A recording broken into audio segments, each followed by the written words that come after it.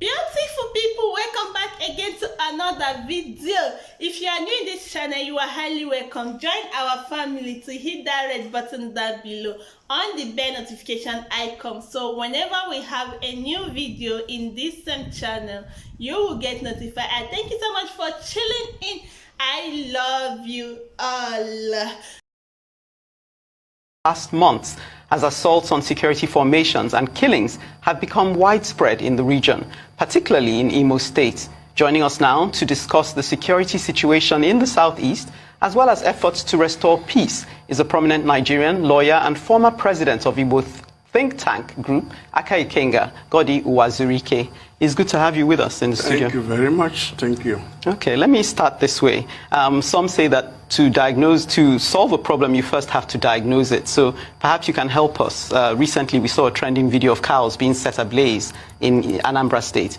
So what is, in your opinion, at the heart of the disruption, the insecurity, and the violence that seems to have erupted in the southeast? Well, what we are seeing in the southeast is synchronized violence.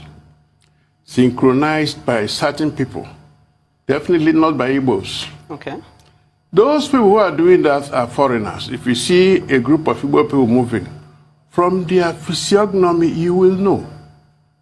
Now, one of the things that people did in the southeast was to get close to them, speak Igbo to them, and without exception, they responded in broken English. And you saw the other man speaking on Sunday, being displayed by the police as the only surviving person among those who attended to burn the prisons again. The man was given an Igbo name. And when he spoke, he had a northern accent. But back to your question about what is really happening. In the past 2 years or more, the clamor for a president of Nigeria coming from the southeast has been on. And if you notice, up to the past 3 months, there was no problem in the southeast, 4 months. What happened? Suddenly, if you read some papers published in Abuja, you see Igbos are killing Northerners. You call those in the south, they say, what are you talking about? It has nothing to do with any Igbo man or any Northerner. What we are witnessing is a programmed action by some people to destabilize the southeast, indeed the whole of Igbo land, with a message: Igbo land is unstable. If you're unstable, how then can you produce a president? That is the real key in issue. The herdsmen have always been there. But if you notice, for the past 3 or 4 months, issue of the herdsmen had died down. Except in Ebonyi State, where up to last Sunday, the herdsmen were still killing people. But we cannot deny the fact that this destruction and arson attacks are taking place in the southeast region on security formations, on electoral body, INEC offices, and of course killing of the security officials themselves. So the question is, how does this make a call or a point for, or an argument for inclusion? If you say marginalization and inequity has been, the reason for this clamor, and some would say for the clamor of cessation, how do these arson attacks and killings and destruction make a point for inclusion? And who stands to benefit from these attacks? Why have they not gone? Why do they continue to recur, in your opinion? First correction is this: who is doing the destruction? Exactly. Who is attacking police formations? Who is attacking the INEC? If you notice the targets: election conducting body, security body. In the first place, Igbos are not destroyers. Igbos are builders. Since the end of the war, the federal government has not been building police stations in the Igbo land. Every structure you see there, apart from the old prisons in the world, which was built in the 1950s, is the result of the contribution of people. I'll give you an example. I come from a Himembano local government of Imo State. Recently, the police divisional quarters was destroyed, I think 2 or 3 weeks ago. What most people don't know is that building was built by the community, also community, and donated to the police last December. So why will the people who built turn around to destroy? For what purpose? The average Igbo man knows that those who are doing the destroying are not Igbos. The special squad of security men sent by federal government are also not Igbos. Okay. So it's a case of the policemen will come, shoot into the air, stray bullet to land on people. And then the unknown gunmen will move around in brand new Hilux trucks. Shoot into the air with faces covered. Once in a while, people will get close and do like this, and then they take closer look at them. So if you say the Igbos are not destroying, who then is carrying out these attacks? The unknown gunmen. It is not by accident that they call them unknown gunmen. That's why I said, if you go to Alaba today, you know there's an Igbo section. If you see there, from the physiognomy, you say these are Igbos. If you turn towards the right, you see Alaba Rago. That's where the Hausa traders are. You also see their physiognomy. If I go to Jankara Market here in Lagos, you don't need to be told these are Yorubas. So if the unknown gunmen cover their faces, once in a while, people go, they speak Igbo to them, sing in Igbo, they won't even respond. This is quite a strong... It is a revelation. Yeah. But the biggest problem they have now in Igbo land is that if they see somebody of my age, they will go after me. Police will arrest me and call me a financier. If they see my son, they will grab him and say it's an activist. Send him to the police station, military barracks, or anywhere. You have to run around to get him out. And you know what it means to Nigeria for someone to run around. I don't mean real race. You have to do something. Otherwise, you see him on TV the next day confessing to things he did not do. Because when they torture you, you have no option. And remember, Archbishop Obinna, the Archbishop of Owerri Catholic Diocese, last Sunday came out almost weeping that the morgue where they keep dead bodies, that place is overflowing. 35 unidentified bodies.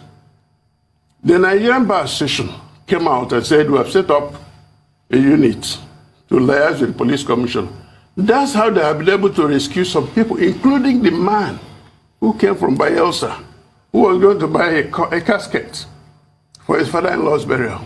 The one was grabbed and displayed on TV as a high-ranking chief. Permit me to just interject, because you're making strong assertions, and we wonder why this hasn't come to light in a more public forum. But let me just ask, what we do know, though, is that there was a, I'm glad you said you're from Imo State. Yes. There was a sit-at-home order, and it would seem that largely it was obeyed. So that would then beg the question, who is in charge? You know, we want to bring up the issue of Ipob because they've made certain assertions. And then we want to ask the question as well regarding Imo State. It's hard to put this. There have been assertions by people in Imo State that since the current governor came into being, that Imo State hasn't known peace. So suggesting that his coming in as governor has also triggered some of these violent attacks. What's your take on that? Let me take it one by one. Issue of sit at home. To observe a day for our departed brothers, those who died during the war, has been on since 1970. So it depends on the government of the day to make it a focal point. No, I'm talking about how it was enforced. There was intimidation behind it. No, there was no intimidation. Listen, what you saw was what we call a charade. Some people will wear black and red and be moving around. You think the Igbos are not Igbos. That's the point I was making. The unknown gunmen are not Igbos. As for Day of Mourning, it's observed every year. You have seen the one of 30. September 9, some people will also observe their own. They don't make noise about it. They just call their own Yom Kippur. We call our own mourning our dead. 2, IPOB is what I call a phenomenon that has risen because of injustice, because of lack of fair playing ground, because of arrant discrimination. Now, nature abhors vacuum. So whenever there is this kind of lack of inclusiveness, grumbling will come in. All it takes is somebody to harvest that they're grumbling and say, this man is doing something bad. Let's see what I can do. Believe me, the average person will join. On the issue of the governor, I better leave it at that. Is the governor in charge of any security force there? No. If he says something negative, they'll go against him. You know where he lives in Owerri? It's called the Fortress. On one side is Army Chief's house, Police Chief, DSS, Air Force. all of them live in a circle. And the police headquarters and the prisons that were just burned down, you just opposite them. Okay. CCTV showed all those who do the attacking. Do you know that till today, none of these groups I mentioned ever produced a CCTV? And I mean, a lot of people watch will be wondering, why is nobody being brought to book? Where are the perpetrators? But in the absence of state police, we've seen vigilantes across the country, states having to form their own vigilantes, and as well as regional security. Same as the Southeast with Ipob, Agu.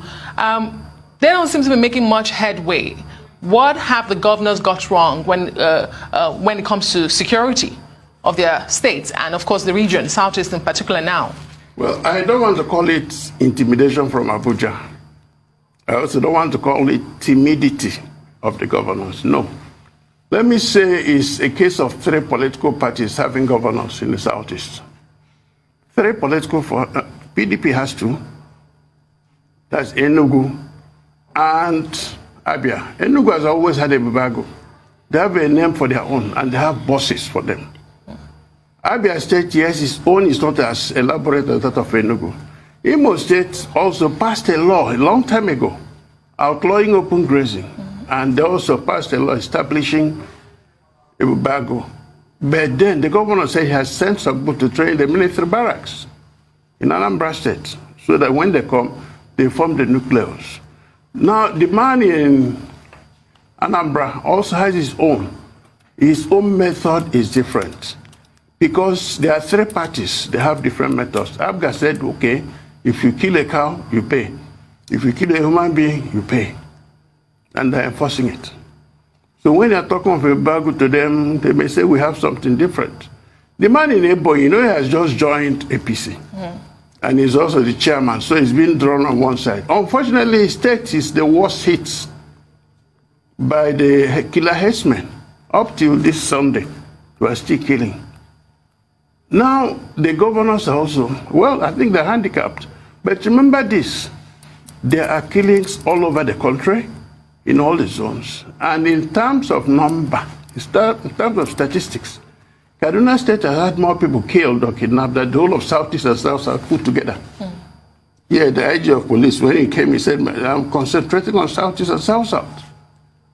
In other words, they know what they're doing. So those special squads sent to Imo State because of this crisis, are they putting anything together? Their job is to go and block the road. I saw them. I was there Saturday before last. For me to pass, all the roads were blocked in the city. For me to go to the airport, I had to call one man. When I noticed his less unfriendly appearance, I said, I just joked. He said he was an Ishan man. I said, Ishan Wayo? He laughed. He said, Ishan. I said, okay, Oba talk me. He said, relax. He said, Oga.